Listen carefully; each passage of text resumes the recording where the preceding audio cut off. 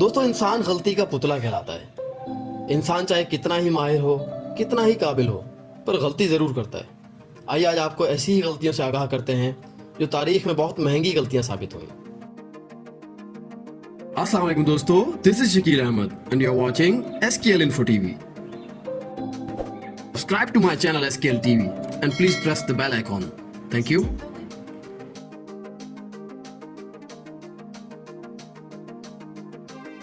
Number 1، الیٹیلیا air line.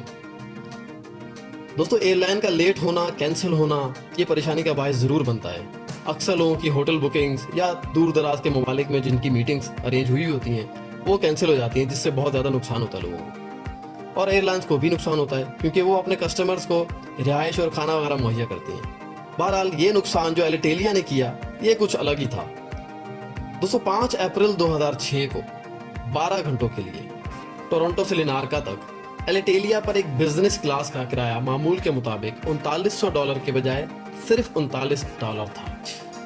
فیئر.com پر کسی نے ATPCO کے ہوائی جہاز کے فیڈ تک رسائی حاصل کرتے ہوئے غلطی پائی اور اس نے فلائی ٹاک کو یہ خبر شائع کی، جس نے ٹکٹوں کے لیے بھگدڑ مچا دیا، جو اس وقت تک جاری رہا جب تک کرایہ درست طریقے سے درست نہیں کیا گیا۔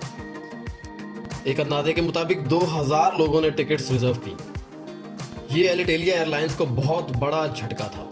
الیٹیلیا ایئر لائنز نے جاری کردہ ٹکٹوں کو کینسل کرنے کی بڑی کوشش کی، لیکن اس پر کسٹمرز کی طرف سے ڈیبیٹ شروع ہو گئی اور اس غلطی نے $7.2 ملین کا الیٹیلیا ایئر لائنز کو لاس دیا۔ جی ہاں دوستو، یہ تقریباً $12.5 ارب بنتا ہے۔ Number 2، SNCF۔ دوستو SNCF فرانس کی قومی ریلوے کمپنی کا نام ہے۔ 1938 سے یہ ادارہ قائم کیا گیا۔ ریلوے کی بحالی، اشارہ، پرچیزنگ آرڈرز، ریلوے کی تمام تر خدمات کا کام اسی ادارے کی ذمہ داری میں شامل ہے۔ چنانچہ 2014 میں اس ادارے نے ایک بہت بڑا آرڈر نکالا۔ اس ادارے نے پیرس اور پورے فرانس میں اپنی لائنوں کے لیے 2000 نئی ٹرینوں کا آرڈر دیا۔ €15 بلین کا یہ آرڈر کروڑوں ڈالرز کا تھا۔ جس کمپنی کو 2000 نئی ٹرینوں کا آرڈر دیا گیا اسے پلیٹ فارم ڈائمنشنز کا ڈیٹا بھی دیا گیا، جس کے مطابق ٹرینز کی چوڑائی رکھنی تھی۔ ادارے نے یہ ڈیٹا 30 سال پرانے بنائے گئے ریلوے پلیٹ فارمز کا تو دے دیا، پر وہ یہ بھول گئے کہ 50 سال قبل تعمیر کیے گئے 1200 ریلوے اسٹیشنز کے پلیٹ فارم کی ڈائمنشن الگ تھی۔ دراصل 50 سال پہلے بنائے گئے اسٹیشنوں پر جو ٹرینیں چلا کرتی تھی وہ اتنی چوڑی نہ تھی، اور اس بدقسمتی سے فرانس کے ان 1200 پرانے اسٹیشنز کے پلیٹ فارم میں فٹ ہونے کے لیے بنائی گئی نئی ٹرینیں بہت وسیع اور چوڑی بن گئی۔ اب اس غلطی کو دور کرنے کے لیے فرانس میں 1000 سے زیادہ ٹرین اسٹیشنوں پر پلیٹ فارم کو وسیع کرنے کے لیے تعمیرات کی ضرورت تھی، اور اس پہ مزید $70 ملین خرچ ہوئے۔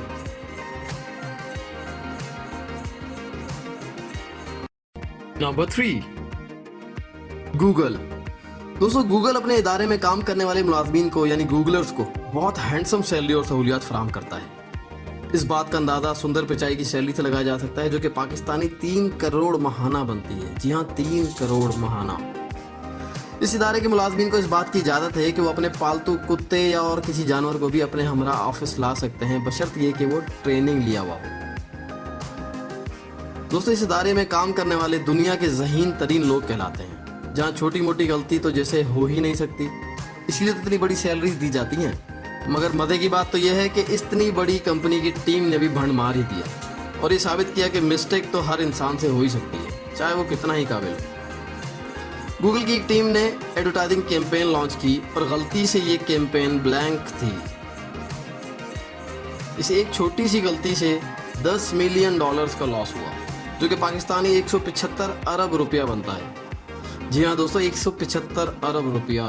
یہ نقصان ہماری نظر میں یقیناً بہت بڑا نقصان ہے، پر شاید گوگل کے لیے صرف 2-3 گھنٹوں کی آمدنی کے برابر ہوگا۔ جی ہاں، آپ کو بتاتے چلیں کہ 2018 کی رپورٹ کے مطابق گوگل روزانہ $120 ملین ایڈورڈز کے تھرو کماتا ہے۔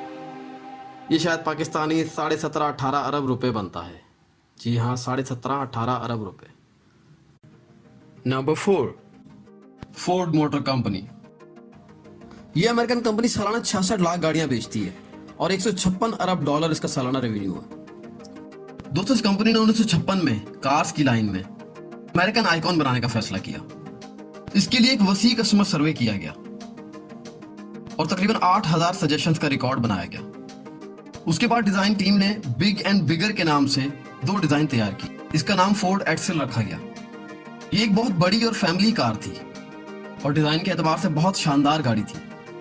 इस ई सीरीज लाइन पे $250 मिलियन लगा दिए गए। बेतहाशा मार्केटिंग कैंपेन्स चलाई गईं और हर चैनल पे अमेरिका के इस कार को प्रमोट किया गया। इस कंपनी और टीम का ये प्लान था कि हम गाड़ियों की लाइन में एक रेवोल्यूशन लेकर आ जाएंगे। दोस्तों यहाँ पर आपको एक बात बताते चलें कि बिल गेट्स के फेवरेट केस स्टडीज में से एक केस यही था कि how a big product can feel. बदकिस्मती से 1958 में जब ये कार लॉन्च की गई तो उस वक्त स्टॉक मार्केट जवाल का शिकार आ गई। फोर्ड ने जिस दरमियानी तबके को टारगेट किया था वो तबका उस वक्त इतनी बड़ी और महंगी कार खरीदने से 4 कदम पीछे ही रहा।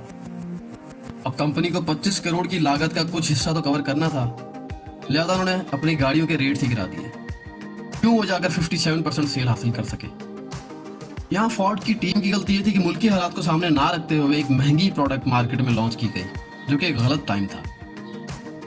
दोस्तों अगर मैं इस कंपनी का मालिक होता तो जरूर इस टीम को छितर मारता, क्योंकि ये ई सीरीज तो बर्बाद हुई सो हुई, पर कंपनी का नाम मार्केट में बहुत नीचे आ गया था।